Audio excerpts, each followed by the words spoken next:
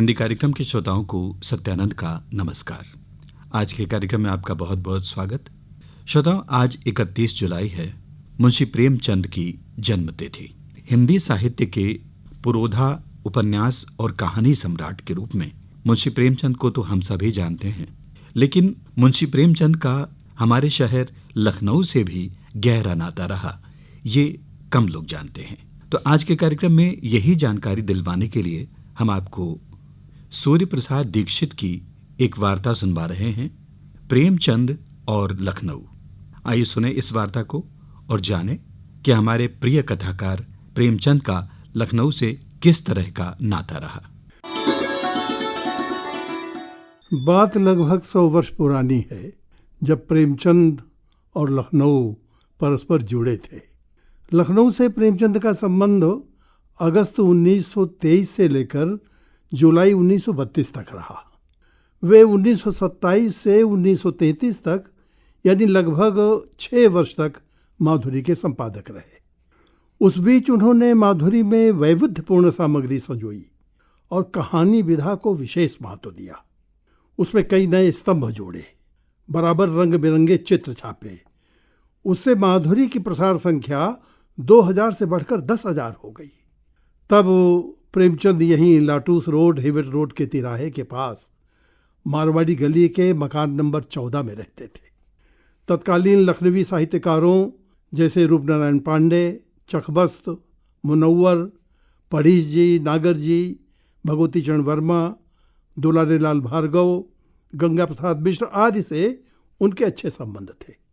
रानी केतकी की कहानी के लेखक इंशाअल्लाह खां, उमराव जान अदा के लेखक रुसवा तथा इंदर सभा नाटक के लेखक अमानत की विरासत से वे काफ़ी कुछ परिचित थे, प्रेरित और प्रभावित थे। प्रेमचंद जी 1923 में गंगा पुस्तक माला कार्यालय लखनऊ में पहल सहायक के रूप में आए थे। तब ये प्रकाशन संस्था अमीनाबाद पार्क के पास थी। प्रेमचंद जी ने 1930 में काशी से हंस नामक मासिक पत्र और 1932 में जागरण नामक पाक्षिक पत्र का संपादन शुरू किया था। जागरण प्रेस में अत्यधिक घाटा होने के कारण यानी भयानक अर्थ संकट के कारण प्रेमचंद को कई बार बाहर जाकर यह आर्थिक व्यवस्था जुटानी पड़ी थी। हिंदी उर्दू कथाकार के रूप में उनकी अपनी एक पहचान बन चुकी थी। लखनऊ में रहते हुए उन्होंने 1923 में निर्मला एवं 1924 में रंगभूमि उपन्यास लिखा था। रतननाथ सरसार के फशाने आज़ाद का यही उन्होंने आज़ाद कथा नाम से अनुवाद किया था। उनका रंगभूमि नामक उपन्यास उर्दू में लिखित चौगाने हस्ती का हिंदी रूपांतर था और वह यही गंगा पुस्तक माला से प्रकाशित हुआ था। यहीं रहते 1928 में कायाकल्प का और उर्दू में लिखित तो गोशे आफियत का प्रेमाश्रम नाम से हिंदी रूपांतरण किया था। निष्कर्ष यह है कि उनके अनेक महत्वपूर्ण उपन्यास एवं कहानी संकलन लखनऊ से संबंधित हैं। गोदान उपन्यास की अधिकांश घटनाएं लखनऊ में केंद्रित हैं। यहाँ राय साहब की कोठी से संबद्ध रहे प्रोफेसर मेहता यहीं लखनऊ विश्वविद्यालय में दर्शन के प्रोफेसर थे। यहीं डॉक्टर मालती एक संभ्रांत चिकित्सक, खन्ना गोविंदी मिल मालिक, तनखा और पंडित ओंकार नाथ नेता और पत्रकार, यानी सब लखनवी। होरी का पुत्र गोबर यही मजदूर आंदोलन चलाता है। मेहता और मालती जनसेवा अभियान चलाते हैं। इसी बीच लखनवी इतिहास से संबंधित प्रेमचंद ने शतरंज के खिलाड़ी नामक एक कहानी लिखी, जो अक्टूबर 1924 की माधुरी में छपी थी। उसमें 1857 का परिवेश है। नवाब वाजिद अली शाह के 2 दरबारी, मीर और मिर्जा, सब कुछ छोड़कर शतरंज के वजीर की रक्षा में घंटों एक आसन बैठे हुए आखिरकार उसके पीछे मर मिटते हैं और उसी बीच नवाब गिरफ्तार हो जाते हैं, यानी वे अपने देशकाल से बेखबर हैं। लखनऊ से ही प्रेमचंद ने 1924 में प्रेम प्रसून तथा प्रेमा या प्रतिज्ञा नामक कहानी संकलन छपवाए। 1956 में प्रेम द्वादशी एवं 1930 में प्रेम पंचमी का प्रकाशन यही गंगा पुस्तक माला से हुआ। किंतु आश्चर्य कि इसी संस्था से प्रकाशित पत्रिका सुधा में उनकी कोई रचना नहीं छपी। 1933 में उन्होंने करबला नामक नाटक यहीं की जरजमीन से प्रेरित होकर लिखा, पर वो सांप्रदायिक तत्वों को रास नहीं आया। यह स्मरणीय है कि रतन सरकार द्वारा लिखित और बचपन में पढ़े गए फसाना आज़ाद के आधार पर उन्होंने कथा किस्सा लेखन की ओर अपनी अभिरुचि दिखाई। उनकी एक कथाकृति अग्नि समाधि नवल किशोर प्रेस से 1929 में प्रकाशित हुई थी। लखनऊ में ही प्रेमचंद जी ने 10 अप्रैल 1936 में प्रगतिशील लेखक संघ की अध्यक्षता करते हुए साहित्य का उद्देश्य नामक महत्वपूर्ण भाषण दिया था। इसमें उन्होंने प्रगतिवाद शब्द की आलोचना की थी। माधुरी यानी नवल किशोर प्रेस की नौकरी 1933 में प्रेमचंद ने क्यों छोड़ी, इसके पीछे कई अभिमत हैं। वो स्वतंत्रता आंदोलन का दौर था। प्रेमचंद जी गांधीवाद, मार्क्सवाद, हिंदू मुस्लिम सांप्रदायिक सौहार्द और हिंदी उर्दू दोनों भाषाओं के समन्वय के हिमायती थे। आदर्शोन्मुख यथार्थवाद के पोषक और कई भारतीय भाषाओं के लेखकों के प्रतिद्वंदी भी थे। शरदचंद्र ने कहीं कह दिया था कि प्रेमचंद टैगोर से टक्कर ले रहे। इससे लोग आहत हुए थे। प्रेमचंद तब यहाँ तक मानने लगे थे कि साहित्य में आज घृणा की बड़ी आवश्यकता है। उन्होंने इस बीच हिंदुओं के कर्मकांडों का इसीलिए मुखर विरोध किया।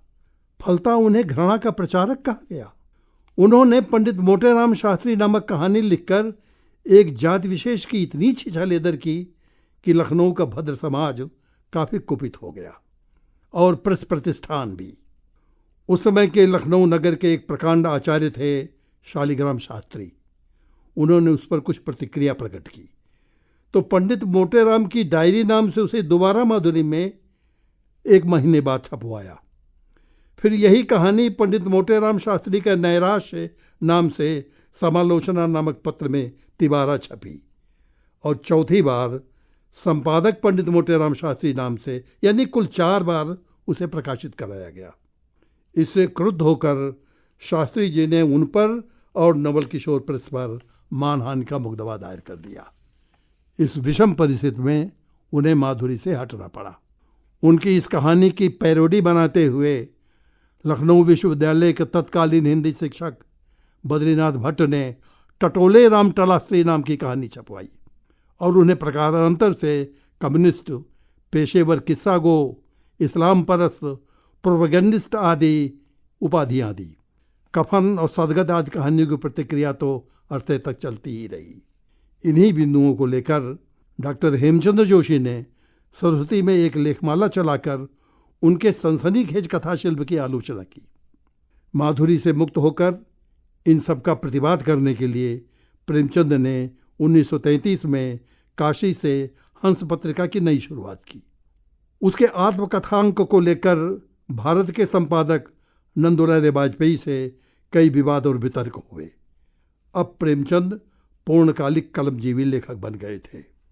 घर परिवार और हंस तथा जागरण, इन दोनों पत्रों का व्यवहार वहन करने के लिए उन्होंने अक्टूबर 1936 यानी मृत्यु पर्यंत दिन रात लेखन कार्य किया।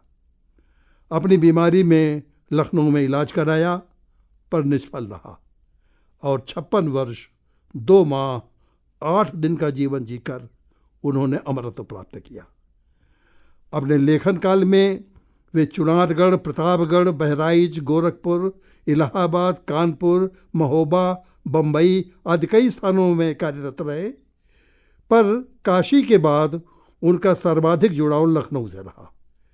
यहाँ से ही उन्होंने किस्सा गोई और कथा भाषा ली और उसे पराकाष्ठा पर पहुँचाया। यह लखनऊ के लिए भी गौरवास्पद है। प्रेमचंद और लखनऊ।